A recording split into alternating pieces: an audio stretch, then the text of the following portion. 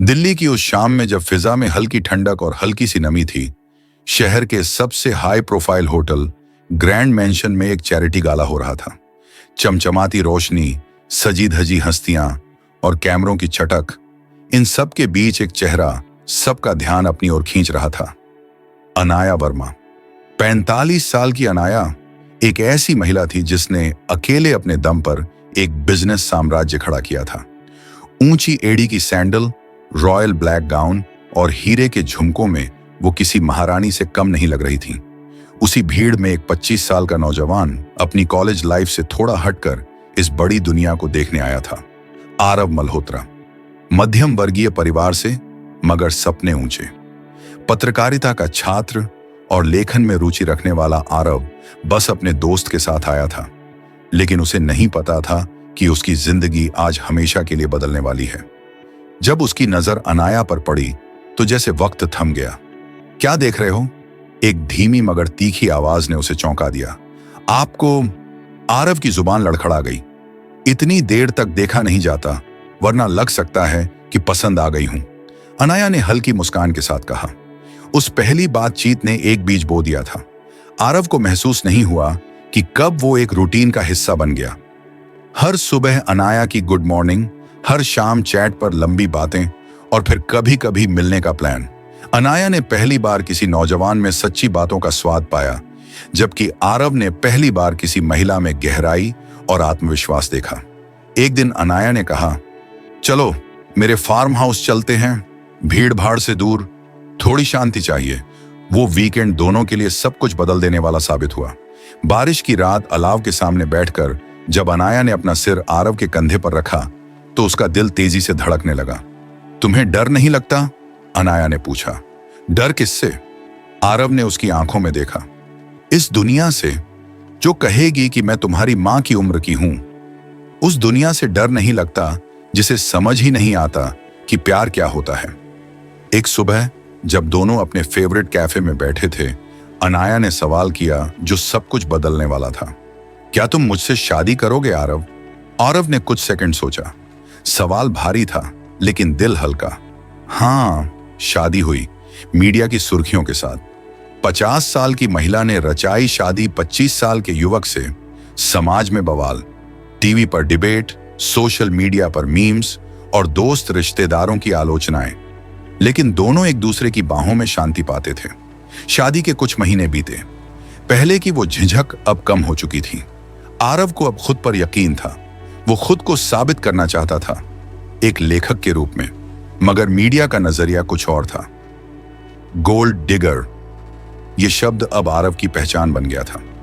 एक रात अनाया चुपचाप अपने कमरे में बैठी थी। आरव ने पूछा, क्या हुआ?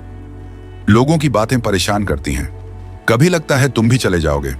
मैं तुम्हारे लिए नहीं, अपने लिए भी हूं इस रिश्ते में। एक दिन आरव को एक पुराना लेटर मिला जो अनाया के लॉयर की तरफ से था। उसमें लिखा था, यदि अनाया की शादी 1 साल तक चलती है तो उसके गुप्त निवेश, जिसकी कीमत 200 करोड़ है, उसके पति के नाम ट्रांसफर हो जाएगा। आरव दंग रह गया। क्या यह रिश्ता एक शर्त थी? क्या मैं सिर्फ एक ट्रिगर था?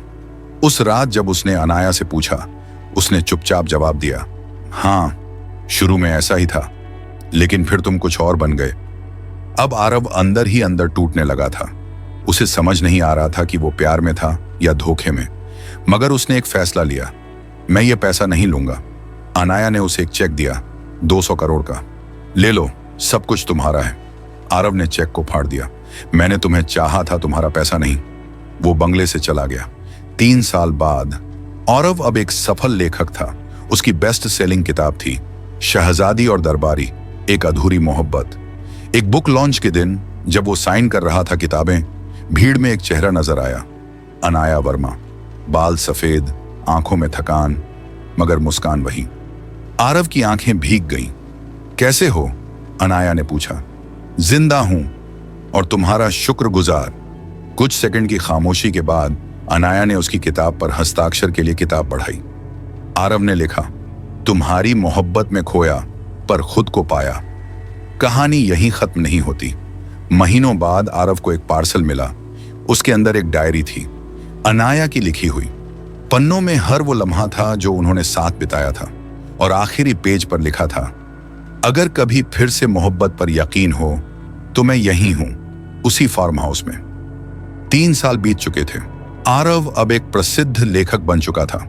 उसकी किताबें बेस्ट सेलर बन चुकी थीं और उसके विचार युवाओं के लिए प्रेरणा का स्रोत थे। वह अक्सर सेमिनार्स में जाता, टीवी डिबेट्स में भाग लेता और समाज के लिए लिखता। लेकिन इन सब के बीच एक कोना अब भी खाली था, अनाया का। उस सुबह की शुरुआत वैसी ही थी जैसे आमतौर पर होती थी, लेकिन उस दिन डाकिये ने एक विशेष पार्सल पहुंचाया। सफेद रैपिंग में लिपटा हुआ, ऊपर सिर्फ एक शब्द लिखा था, अनाया। आरव का दिल धड़क उठा। उसने सावधानी से पार्सल खोला। अंदर एक पुरानी चॉकलेटी रंग की चमड़े की डायरी थी, जिसकी खुशबू तक वही थी जो अनाया के स्पर्श में होती थी। डायरी के अंतिम पन्ने पर लिखा था, अगर कभी फिर से मोहब्बत पर यकीन हो तो मैं यहीं हूं, उसी फार्म हाउस में जहां कभी तुम्हारे ख्वाब बुनती थी। आरव के हाथ कांप उठे। वह एक पल को स्थिर हो गया। फिर उसने तुरंत निर्णय लिया। उसे जाना था। फरवरी की सुबह थी। हल्की ठंडक, ओस से भरी घास और कोहरे की चादर में लिपटी सड़कें।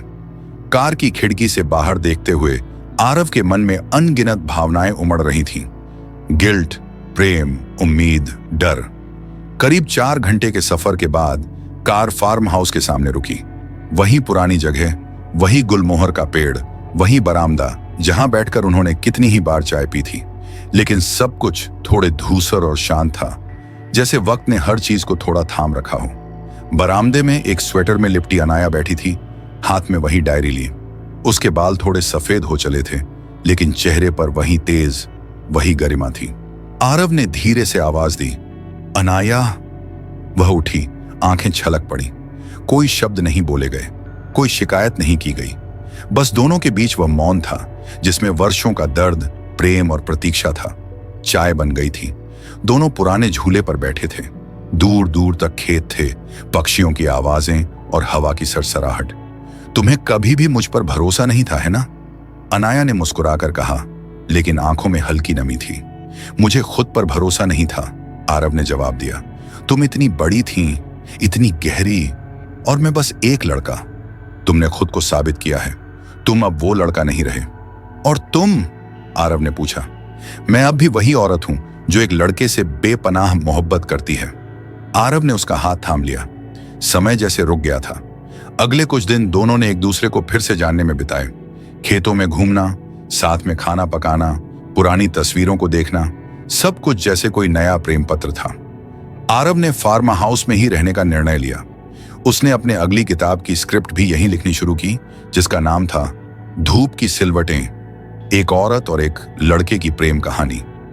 लोगों को उनकी वापसी पर आश्चर्य हुआ। मीडिया फिर से सक्रिय हुई, लेकिन इस बार आरव ने एक प्रेस कॉन्फ्रेंस में साफ कहा, हमारी उम्र नहीं, हमारी भावना और इरादे हमें परिभाषित करते हैं। एक दिन सूरज ढल रहा था। आकाश नारंगी था। फार्म हाउस के पीछे वाले बाग में दोनों टहल रहे थे। आरव ने एक घुटने पर बैठकर अनाया से कहा, इस बार मैं तुमसे उम्र नहीं, जीवन मांग रहा हूं। क्या तुम फिर से मेरी हो जाओगी, बिना शर्तों के? अनाया की आंखें भर आईं। उसने बिना कुछ कहे अपना हाथ आरव के हाथ में रख दिया। उत्तर वही था जो वर्षों पहले भी था, हां। दोनों ने शादी की फिर से। इस बार कोई कोर्ट नहीं, कोई वकील नहीं, बस गांव के मंदिर में, कुछ ग्रामीणों की मौजूदगी में, सिंपल, सुंदर, सच्चा। इसके बाद उन्होंने मिलकर एक चैरिटी फाउंडेशन शुरू किया, नवप्रभा, जो उन युवाओं के लिए था जो अपनी राह खो चुके थे या जिन्हें समाज ने नजरअंदाज किया था। आरव ने कहा, हमारे पास पैसा है, अनुभव है और सबसे जरूरी दर्द है, और दर्द से बेहतर शिक्षक कोई नहीं। लेकिन जिंदगी कभी पूरी नहीं होती। एक दिन अनाया की तबीयत बिगड़ गई। डॉक्टर्स ने बताया कि उसे हृदय संबंधी समस्या है। इलाज संभव था, लेकिन जोखिम भरा। आरव ने दिन रात उसका ख्याल रखा। फार्म हाउस अस्पताल में बदल गया था, लेकिन अनाया हमेशा मुस्कुराती रहती थी। अगर मैं चली भी जाऊं तो उदास मत होना, वह कहती। तुम रहोगी, आरव कहता, हर पन्ने में, हर सुबह में। एक सुबह जब धूप खिली थी और फूलों की महक हवाओं में थी, अनाया की सांसें धीरे धीरे थम गईं। उसके चेहरे पर शांति थी, जैसे किसी सफर की मंजिल मिल गई हो। आरव टूटा नहीं। उसने उसकी आखिरी इच्छा के अनुसार उसे उसी गुलमोहर के पेड़ के नीचे दफनाया जहां से कभी उनकी कहानी शुरू हुई थी। वह रोज वहां बैठता, डायरी पढ़ता, बातें करता। उसकी अगली किताब का नाम था तुम अब भी हो, जो एक बेस्ट सेलर बन गई।